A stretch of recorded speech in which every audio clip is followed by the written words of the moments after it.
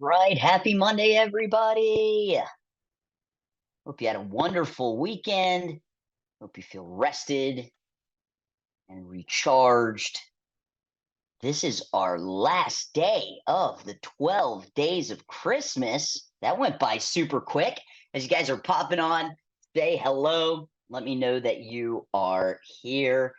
And today we're really like gonna put the bow on all all of the strategies that we've been going over for the last 2 weeks. So really excited, especially with it being the end of the year. Hopefully you're looking to update your calendar, change up your calendar going into the new year. Now that we have gone through the strategies, now it's time to execute, and we've got to have a plan in order to execute. So let's go ahead and dive in. Let me share my screen.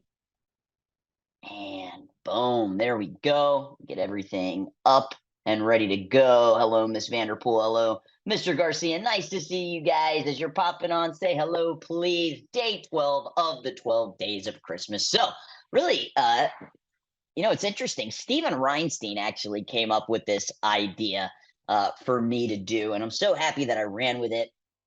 And what we've been doing for the last 12 weekdays is going over just what I believe are critical marketing strategies to implement in your martial arts school going into 2024. We're going into an election year. Who knows what the economy is going to continue to do? And you have got to make sure that you have super strong foundation and funnels in place so you can continue to recruit more students, increase your revenue, and make a bigger impact. So we've gone over 11 of those. We are officially on day 12. Quick recap, we laid some of the marketing foundations, such as like your NAP, making sure that all your local citations across the internet are accurate. Talked about building a strong brand through asking yourself 7 different questions.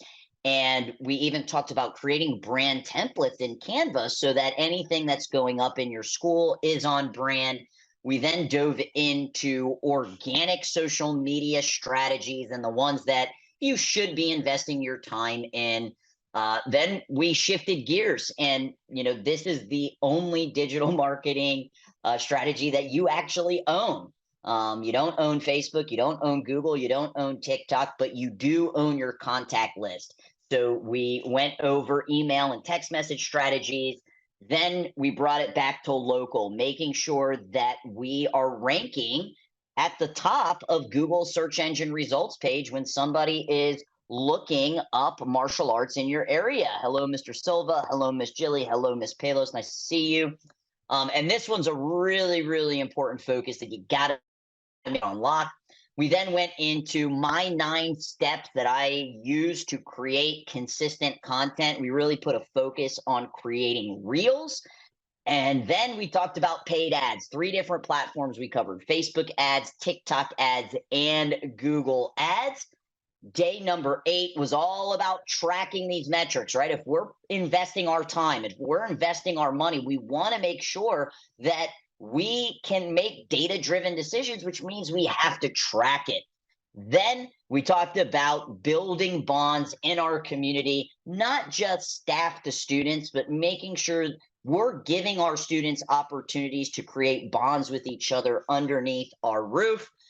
We then talked about forging some partnerships, and really at the end of the day, this concept of grassroots marketing is what we were diving into, and it's definitely not dead. And then we talked about AI. This was on Friday, and what I believe are some of the things that you need to make sure you're taking into 2024. So now what we're going to do is we are going to talk about some concepts that you need to consider when you are building your marketing and event calendar. I am a huge fan of doing this before we go into 2024. We actually have our annual Gracie Pack meeting this Friday. We go from about 9 a.m. to 2 p.m. where we will be mapping this out. I like having it done before the holidays so I can really focus on sharpening the axe during the holidays, and we can hit the ground running in January. And if you wait until January to do this, you're not going to have a very effective event and marketing calendar for January. So if you have already done this, I'm going to be talking about some things that you might have not considered in the past. So make sure you got your note-taking devices. Take notes, participate, ask questions, and our final kind of fact about Cris Rodriguez. Each day I've been just unpacking a different fact about myself. I am an undefeated MMA fighter, and I'm undefeated because I only had one fight. So this was a bucket list item of mine. I wanted to do a cage MMA fight, and I did this in my mid 20s. Won in the first round in under 3 minutes with a triangle choke. So I am technically an undefeated MMA fighter. One of the coolest experiences being able to go through a fight camp and ultimately that paying off.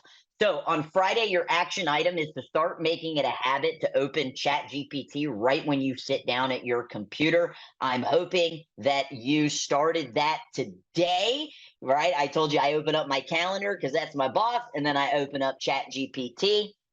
And guys, I literally I practice what I preach here. So here's my screen. I got my calendar, I got ChatGPT, and I got some other tabs to open. So I do this every single day. And I'd really want you to start developing that habit so you can ultimately buy back time.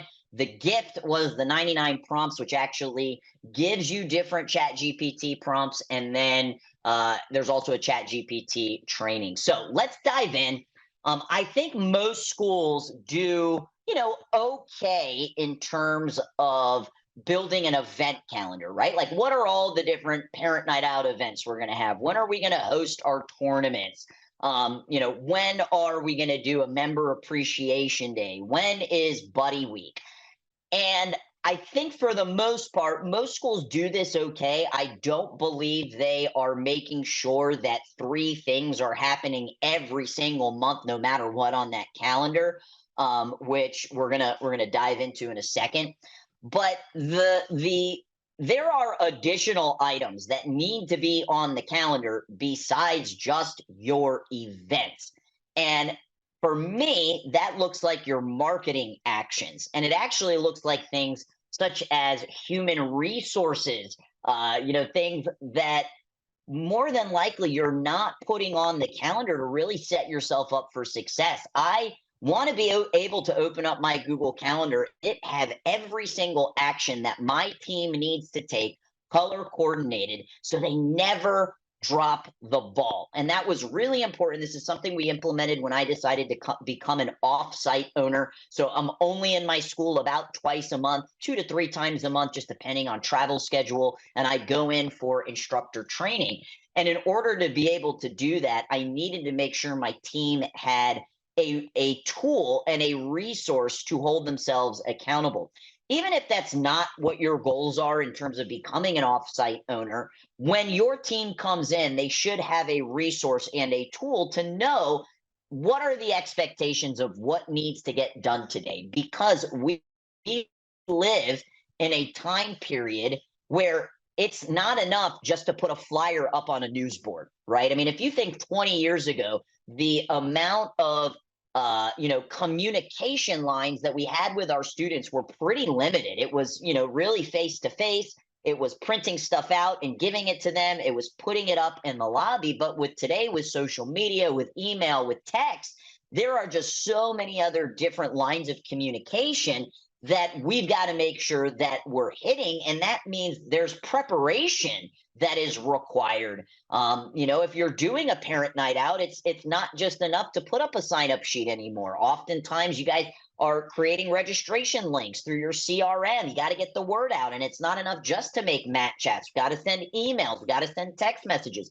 So there are these marketing actions that have to take place in order for the event to be successful.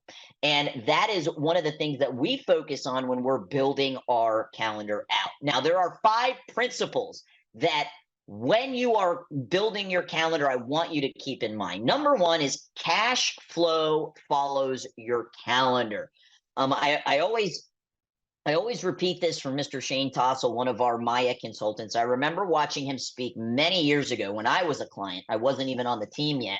And he said a full calendar equals a full mat, and a full mat equals a full bank account.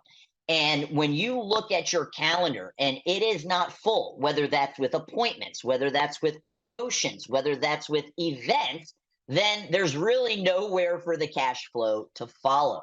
So you have got to be making sure that you are putting revenue generating activities on your calendar. The other principle of creating your calendar is this concept of measuring twice and cutting once. I am a huge fan of batching my work, right? We talked about that when we were talking about creating reels. I like to batch 5 reels at a time instead of filming every single day. I do this with my podcast as well. I think putting in the work now so you can put your business on rails and you don't even have to look back is the absolute best thing that you can do. Now, I know that can become overwhelming trying to plan out for 12 months, especially if you're not maybe an A-type personality like I am. If that's the case, my suggestion would be, well, can we at least plan out the first 6 months? And if that's too much, at a minimum, can we at least get the first quarter down? But I am a fan of batching this out for the entire year. We kind of have the mindset of everything in the first 6 months is in pen, everything in the second half of the year is in pencil. And the reason is because there's going to be additional events that haven't necessarily been planned by other businesses, by the elementary schools, that we're going to want to add in as we get closer to the second half of the year. The third principle is you've got to have you got to milestone the money making activities. So when I look at the calendar, I'm looking, okay, in January, do we have 1 recruiting event? Do we have 1 retention event? And do we have 1 revenue event? And every single month, we need to look at the month and make sure, okay, yep, we got the recruiting event. We're going to be doing a mass intro goal setting for board breaking. The next one, we're doing member appreciation. Okay, we can check off the retention event. And then the third one, we're going to do a parent night out. We're going to charge $40 for it. Okay, I can check off the revenue event. Okay. The other thing I want you to consider when you are milestoning the money-making activities, and yes, retention, a retention event like a member appreciation, it is a money-making activity because it helps to build that relationship so they stick around longer, right? But one thing I want you to consider is when you're looking back on 2024 or 2023, and if you have the data for previous years, look at the months that are historically your lowest revenue months. For us, that is typically February. So if you know that February or that June or that whatever month is typically, the data is just kind of showing that our revenue is slightly lower, think about, can you add more revenue generating activities on that month? And this is what I mean by that, and we want to make data-driven decisions. Okay. Hello, Mr. McGraw. Hello, Ms. Herbert. Nice to see you. Principle number 4, you got to do a stress test. So once you outline this calendar, and I highly recommend you do this with your team, you want your team to provide insights, you want your team to have buy-in, but you got to do a stress test. And if this feels like a little bit of a stretch, like, oh man, this is going to be challenging getting this done. Not impossible, but challenging, that's good, okay? If it's incredibly overwhelming, that's not good. But it should be a stretch. It should feel like an uphill climb because that's where the glory is. The glory is on the other side of the uphill climb, okay? And then lastly, once we've got it in place, we got to work the plan, right? Plan your work and work your plan. So I use the At a Glance. You can get on Amazon. They're like 25 bucks. It's a 12-month calendar. I get the biggest one that they have, and it's dry erase. And I like the dry erase because we'll have an idea and we'll put it somewhere, and then once we look at it from like a 30,000 view up, we're like, let's move some things around. So I like the dry erase board, and this is where we are brainstorming and putting the ideas down. So we use this At a Glance. And then what we do is once we're done, we transfer it to a Google Calendar, which I'll get to in a second. But there are some focuses that you're going to need to have. And this is really the order that we do it in as well. So the first thing that we do, and I'm big on color coordinating. If you look at my Google Calendar, even my personal Google Calendar, there are, like Gracie Pack stuff is dark blue, GoPro stuff is light blue, Maya stuff is red, personal stuff is purple.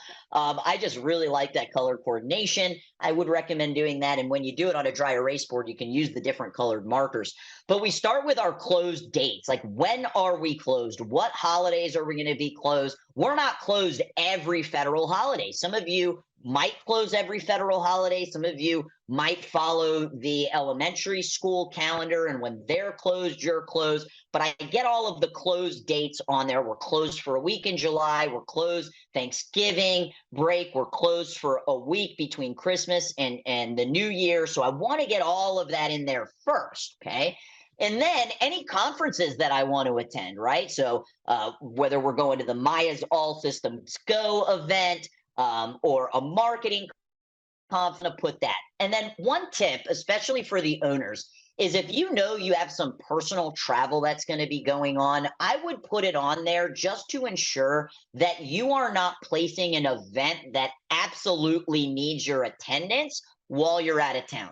So, two events that I would never miss during the year would be a graduation ceremony. So I got to make sure that that graduation ceremony date, which we do in the middle of the summer and at the end of the year, isn't gonna, if I absolutely want to be there or need to be there, I got to make sure that, I'm not going to be out of town. So just something to consider for owners. If there are specific events that you absolutely need to be there for, put in your personal travel. Okay. The next thing we do is we focus on the events, and that's the three. We're going to recruit, we're going to retain, and we're going to increase the revenue. So I want one event every single month to be in those categories. If you do camps, whether you do day camps or summer camps, you're going to want to get those in. And then testing and graduation, we also put on the calendar. Okay.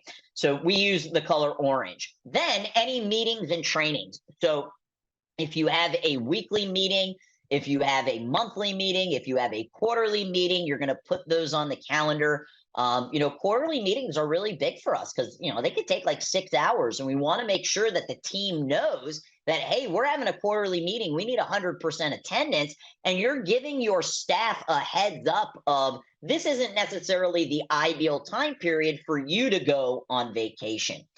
Any trainings that you're going to do for your staff. So if you have a weekly training, if you do monthly trainings, we do like quarterly instructor boot camps. We'll put that all on the calendar. So meetings and trainings.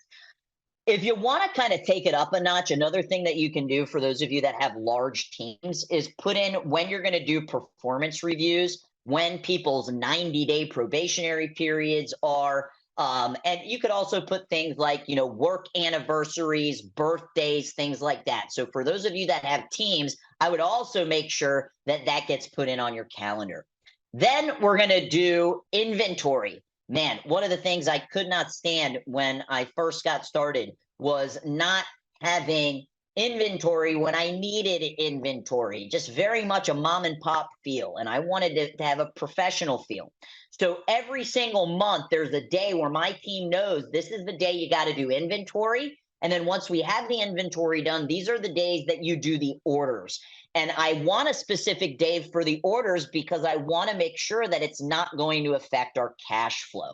Also, things like handwritten thank you cards or you are awesome cards or good job cards, anything that's going to be snail mail, You're going to want to have it on the calendar. And anytime you need to print stuff out, right? So if we're doing an in-house tournament, we want to have little 4x4s, and we want to make sure that those are getting created and those are also getting printed. Okay, so all of that goes on the calendar.